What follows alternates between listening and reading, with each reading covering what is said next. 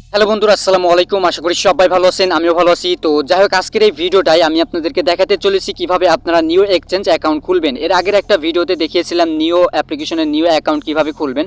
So আজকে দেখাবো new exchange আপনারা কিভাবে খুলবেন। মূলত নিউ এক্সচেঞ্জ আমাদের যে কারণে খুলতে হবে সেটি হচ্ছে, আমরা যারা নিউ কয়েন কিনে রেখেছি তারা কিন্তু চাইলে এই নিউ কয়েন কিন্তু নিউ এক্সচেঞ্জে বাই সেল করতে পারবো।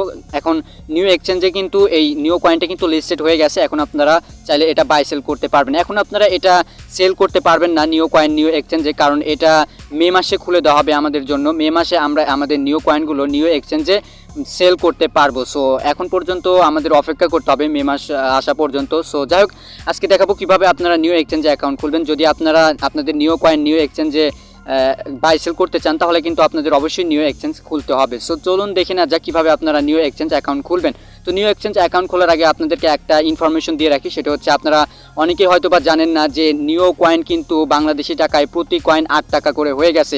এই কয়েনটা কিন্তু মে মাসে আরও বেড়ে যাবে, বা ভবিষ্যতে এই কয়েনটার দাম কিন্তু আরও বেড়ে যাবে। সো কয়েনের দাম বাড়ার আগেই আপনারা এই কয়েনটা কিনে জমিয়ে রাখুন এবং ভবিষ্যতে আপনারা বেশি দামে এটা সেল করতে পারবেন। সো আশা করি আপনারা বুঝতে পেরেছেন, যারা কিনে রেখেছেন তারা তো লাকি ম্যান। তো যাই হোক, চলুন দেখে না যাক কীভাবে আপনারা নিউ এক্সচেঞ্জ অ্যাকাউন্ট খুলবেন। ওকে, তো নিউ এক্সচেঞ্জ অ্যাকাউন্ট খোলার জন্য প্রথমে আপনাদের যে কাজটি করতে হবে সেটি হচ্ছে প্লে স্টোর থেকে নিউ অ্যাপ্লিকেশনটা ইনস্টল করতে হবে। এখানে দেখতে পাচ্ছেন আমি কিন্তু নিউ অ্যাপ্লিকেশনটা আগে থেকে ইনস্টল করে রেখেছি। আপনাদের যদি ইনস্টল করা না থাকে আপনারা প্লে স্টোর থেকে ইনস্টল করে নেবেন, অথবা আমার ভিডিও ডেসক্রিপশন বক্সে অ্যাপ লিঙ্ক দেওয়া থাকবে, সেখান থেকে আপনারা অ্যাপ্লিকেশনটা ইনস্টল করে নিতে পারেন। তো যাই হোক, অ্যাপ্লিকেশনটা ইনস্টল করার পরে আপনারা এই নিউ অ্যাপ্লিকেশনটা ওপেন করবেন। আমি ওপেন করে নিলাম। দেন ওপেন করার পরে আপনাদের সামনে এরকম একটা ইন্টারফেস শো করবে, এটা হচ্ছে নিউ অ্যাপ্লিকেশনের হোম পেজ। তো নিউ অ্যাপ্লিকেশনে আসার পরে আপনারা এখানে কিছুই বুঝতে পারবেন না, এখানে কোনো কিছুই নাই। এক্সচেঞ্জ অ্যাকাউন্ট কীভাবে খুলবেন সেটিও কিন্তু এখানে নাই। এখানে জাস্ট নিচে কিছু অপশন আছে, রেফারেল, ব্লগ, গ্যালারি, প্রোফাইল। এই প্রোফাইলটা হচ্ছে মূলত নিউ অ্যাকাউন্ট, আর আমরা যেটা খুলবো নিউ এক্সচেঞ্জ, সেখানে আমরা কয়েন বাই সেল করতে পারবো। কিন্তু এখানে কিন্তু নিউ এক্সচেঞ্জ অ্যাকাউন্ট খোলার কোনো অপশনই আপনারা দেখতে পাচ্ছেন না। সো নিউ এক্সচেঞ্জ অ্যাকাউন্ট খোলার জন্য প্রথমে আপনাদের যে কাজটি করতে হবে, এখানে অ্যাপের মধ্যে আসার পরে এখানে উপরে দেখতে পাবেন যে নিউ এক্সচেঞ্জ নামে বড় করে কিন্তু দুইটা লেখা আছে, অর্থাৎ নিউ এক্সচেঞ্জ লেখা আছে। তো নিউ এক্সচেঞ্জ অ্যাকাউন্ট খোলার জন্য এই নিউ এক্সচেঞ্জ এই লেখাটার উপরে দুইটা ডবল ট্যাপ করতে হবে, এবং ডবল ট্যাপ করার পরে বা ট্যাপ করার পরে আপনাদেরকে একটু অপেক্ষা করতে হবে। নেট স্লো থাকার কারণে বা আপনার অ্যাপটা একটু স্লো কাজ করে মাঝে মধ্যে, সো একটু দেরি হতে পারে। সো আপনারা প্যানিক হবেন না। তো দেখতে পাচ্ছেন এখানে কিন্তু আমি নিউ এক্সচেঞ্জে ক্লিক করে দেওয়ার পরে কিন্তু আমি নিউ এক্সচেঞ্জের হোম পেজে চলে এসেছি। এটা দেখতে পাচ্ছেন নিউ এক্সচেঞ্জের হোম পেজ। দেন নিউ এক্সচেঞ্জের হোম পেজে আসার পর এখানে অনেকগুলো লেখা আপনি পাবেন, অনেক কথা এখানে বলা আছে। তো যাই হোক, আমরা যেহেতু অ্যাকাউন্ট খুলবো, অ্যাকাউন্ট খোলার জন্য এখানে উপরে আপনারা দেখতে পাবেন যে লগ ইন অ্যান্ড রেজিস্টার নামে দুইটা অপশন আছে। যেহেতু আমাদের অ্যাকাউন্ট খুলতে হবে, অ্যাকাউন্ট তো নাই। সো অ্যাকাউন্ট খোলার জন্য এখানে আপনারা ডান দিকে দেখতে পাচ্ছেন যে রেজিস্টার নামে একটা অপশন আছে। তো আপনারা রেজিস্টার অপশন বা রেজিস্টার বাটনে ট্যাপ করে দেবেন। ট্যাপ করে দেওয়ার পরে একটু ওয়েট করবেন, এখানে নেটওয়ার্ক সমস্যার কারণে কিন্তু আপনার স্লো কাজ করতে পারে, আমি আগেই বলেছি। দেন দেখতে পাচ্ছেন আমি রেজিস্টারে ক্লিক করে দেওয়ার সাথে সাথে কিন্তু দেখতে পাচ্ছেন আমাকে নিউ এক্সচেঞ্জের রেজিস্টার পেজে নিয়ে আসলো। এটা হচ্ছে রেজিস্টার পেজ। তো এখন কিভাবে অ্যাকাউন্ট খুলবেন, কি ইনফরমেশন দিবেন, কিভাবে দিবেন, সেটি এখন আমি আপনাদেরকে ডিটেলসে দেখিয়ে দিব। তো নিউ এক্সচেঞ্জ অ্যাকাউন্ট খোলার জন্য বা রেজিস্ট্রেশন করার জন্য এখানে দেখতে পাচ্ছেন আমাকে কিছু ফর্ম দিয়েছে, এই ফর্মটাই আমাকে এখন পূরণ করতে হবে। সো ফর্মটা পূরণ করার জন্য এখানে দেখতে পাচ্ছেন নিচে যে লেখাগুলো আমাকে দিয়েছে, যেগুলো আমাকে করতে বলেছে, সেটা হচ্ছে এখানে প্রথম বক্সে দেখতে পাচ্ছেন আমাকে ফার্স্ট নেম দিতে বলতেছে, অর্থাৎ আমার নামের প্রথম অংশ দিতে বলতেছে, এবং দ্বিতীয় বক্সে দেখতে পাচ্ছেন লাস্ট নেম দিতে বলতেছে, অর্থাৎ আমার নামের শেষ অংশ দিতে বলতেছে। তো আপনারা first name and last name সম্পর্কে তো জানেনই। সো আপনারা এখন যে কাজটি করবেন, আপনার এনআইডি কার্ড অথবা পাসপোর্টের যে নামটা আছে সেই নামের প্রথম অংশটুকু এই ফার্স্ট নেম বক্সে দিয়ে দিবেন, এবং লাস্ট নেম বক্সে আপনার নামের শেষ অংশটুকু দিয়ে দিবেন। আমি আপনাদেরকে উদাহরণস্বরূপ বুঝিয়ে দিই। এখানে ফার্স্ট নেমের জায়গায় যে কাজটি করবেন সেটি হচ্ছে, আপনার নাম যদি মোহাম্মদ আব্দুর রহমান হয়ে থাকে তাহলে ফার্স্ট নেমের জায়গায় প্রথম অংশটুকু মোহাম্মদ আব্দুর, এই অংশটুকু আপনারা ফার্স্ট নেম বক্সে দিবেন, এবং বাকি যে রহমান থাকলেও লাস্টে সেই লাস্ট নামটা আপনারা এই লাস্ট নেম বক্সে দিয়ে দিবেন। আশা করি বুঝতে পেরেছেন।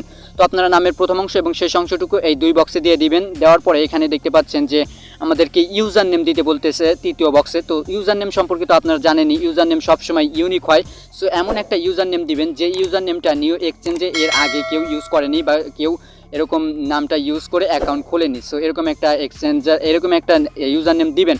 যদি আপনার ইউজার নেমটা না নেয় তাহলে আপনার নামের সাথে কিছু ইউনিক সংখ্যা 1 2 3 4 বা 4 5 6 এরকম একটা সংখ্যা দিবেন, তাহলে এই ইউজার নেমটা নিবে। So first name and last name and user name দেওয়ার পরে এখানে দেখতে পাচ্ছেন তারপরের বক্সে আমাদেরকে ইমেল অ্যাড্রেস দিতে বলতেছে। তো এখন ইমেল অ্যাড্রেসটা দিয়ে দিবেন। আপনারা আপনাদের কোন ইমেল অ্যাড্রেসটি দিবেন সেটা আপনারা এখানে দিবেন।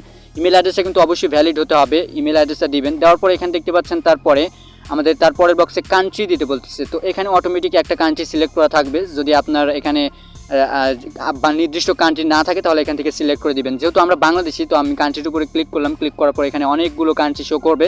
সো আপনি যদি বাংলাদেশি হয়ে থাকেন তাহলে এখান থেকে বাংলাদেশ সিলেক্ট করে নেবেন। এই যে দেখতে পাচ্ছেন বাংলাদেশ। আর যদি ইন্ডিয়ান হয়ে থাকেন তাহলে ইন্ডিয়ান সিলেক্ট করে নেবেন এখান থেকে। সো যাই হোক, আমি বাংলাদেশ সিলেক্ট করে নিলাম। আপনারা যে কান্ট্রির সেই কান্ট্রিটি এখান থেকে সিলেক্ট করে নেবেন। দেন কান্ট্রি সিলেক্ট করার পরে এখানে দেখতে পাচ্ছেন তার পরের বক্সে, অর্থাৎ এখানে এই যে দেখতে পাচ্ছেন মোবাইল নাম্বার দিতে বলতেছে শেষ বক্সে।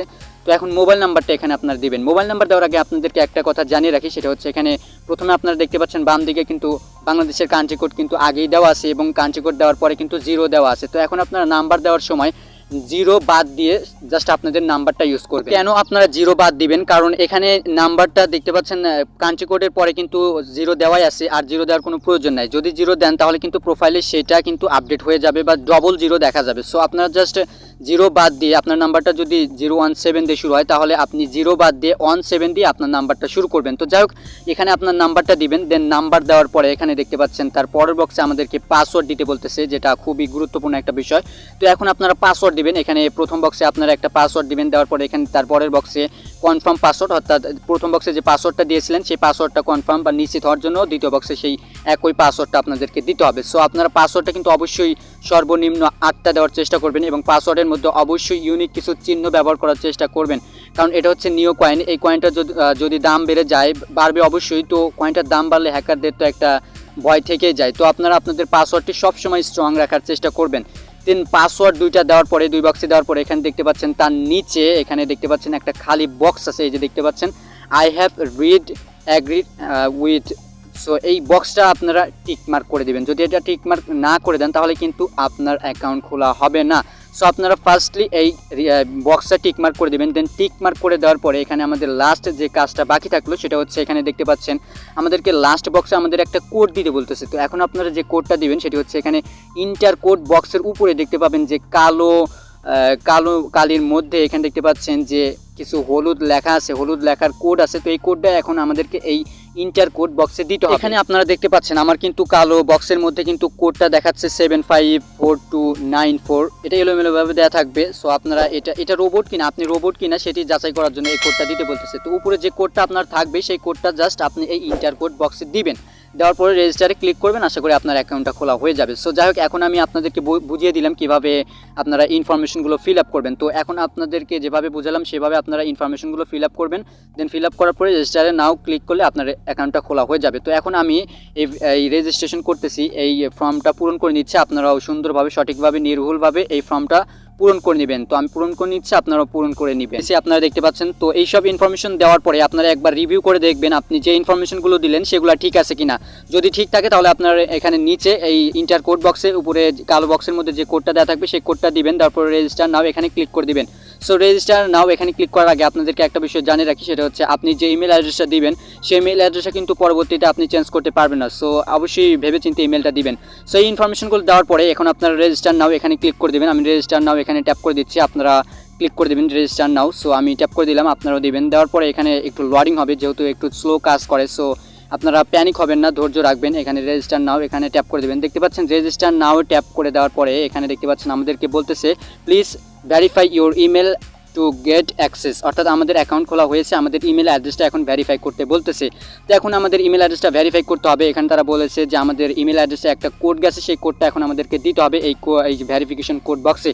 তো আপনার যে ইমেলটা দিলেন সেই ইমেলের ইনবক্সটা একটু চেক করে নেবেন। চেক করার পরে যে কোডটা পাবেন সেই কোডটা এখন নিয়ে এসে এই বক্সের মধ্যে দিবেন। তো এখন আমি আমার ইমেলটা ওপেন করে নিচ্ছি, আপনারা ওপেন করে কোডটা নিয়ে এসে এখানে দিবেন। ওকে, তো মেইল থেকে কোডটা নিয়ে আসার পরে আপনারা এখন এই বক্সের মধ্যে সেই কোডটা পেস্ট করে দিবেন। আমি পেস্ট করে দিলাম। দেন কোডটা পেস্ট করে দেওয়ার পরে এখন ভেরিফাইতে ক্লিক করে দেবেন। আশা করি আপনাদের অ্যাকাউন্টটা খোলা হয়ে যাবে। তো এখন আপনাদেরকে একটা বিষয় জানিয়ে রাখি, সেটা হচ্ছে আপনি যদি কোড না পেয়ে থাকেন তাহলে যে কাজটি করবেন সেটা হচ্ছে আপনার মেইলের সিঙ্ক অফ আছে না অন আছে সেটি আগে চেক করে নেবেন। যদি অফ থাকে তাহলে কিন্তু কোনো মেইলই আপনি কোথা থেকেও পাবেন না। সো মাস্ট বি সেটা কিন্তু আগে আপনাদেরকে ওয়ান রাখতে হবে মেইল সিঙ্ক, তাহলেই আপনারা মেইলে কোডগুলো পাবেন। সো যাই হোক, মেইল কোড পাওয়া না পাওয়া ওটা পরের বিষয়। এখন আপনারা কোডটা পেলে এখানে দিবেন।